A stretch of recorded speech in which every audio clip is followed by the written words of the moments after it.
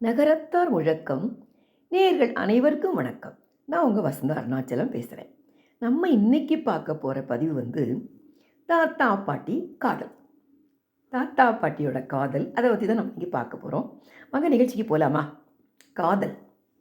80 வயது தாத்தாவிடம் பேரன் கேட்டான், தாத்தா, ஒரே பாட்டியை 60 வருஷமாக எப்படி தாத்தா காதலிக்க முடிஞ்சது அப்படின்னு கேட்குறான்.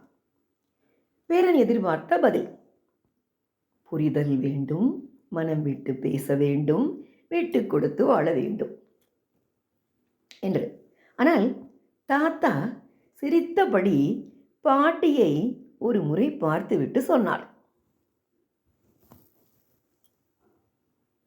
நான் ஒரே பெண்ணை 60 வருடங்கள் காதலித்தேன் என்று யார் சொன்னது? பேரன் குழம்பி போனான். தாத்தா தொடர்ந்தார், 20 வயதில் அவளின் அழகையும் துருதுருப்பையும் காதலித்தேன். அதுதான் என் முதல் காதல்.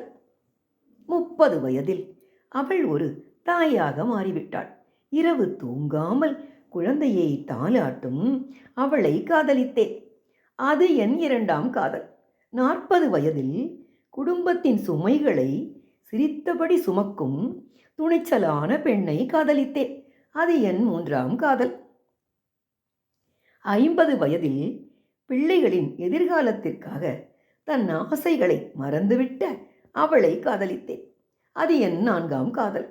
60 வயதில் முகத்தில் சுருக்கங்கள் வந்திருந்தாலும் என் மனக்கவலைகளை ஒரு பார்வையில் புரிந்து கொள்ளும் தோழியை காதலித்தேன். அது என் ஐந்தாம் காதல். 70 வயதில் மருந்து சாப்பிட்டாயா என்று தினமும் கேட்கும் அக்கறையை காதலித்தேன்.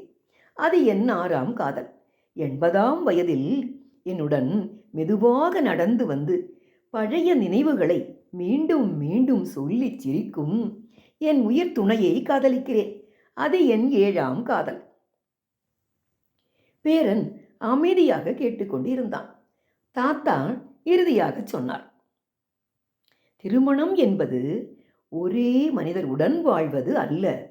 காலம் காலமாக மாறிக்கொண்டே இருக்கும். அதே மனிதரின் புதிய புதிய வடிவங்களை மீண்டும் மீண்டும் காதலிக்க கற்றுக்கொள்வதுதான் திருமணம். அழகு மாறும், வயது மாறும், உடலும் மாறும், சூழ்நிலையும் மாறும். ஆனால் ஒவ்வொரு மாற்றத்திலும் இவள் இன்னும் என் காதலிதான் என்று சொல்ல முடிந்தால் அதுதான் 60 வருட திருமண வாழ்க்கையின் ரகசியம். காதல் என்பது ஒரு முறை வருவது அல்ல. வாழ்க்கையின் ஒவ்வொரு பருவத்திலும் அதே மனிதரிடம் மீண்டும் மீண்டும் வருவதுதான் உண்மையான காதல். உங்கள் வாழ்க்கை துணை இன்று நீங்கள் முதலில் காதலித்த அதே மனிதரா, இல்லை காலம் உருவாக்கிய ஒரு புதிய மனிதரா? நன்றி, வணக்கம்.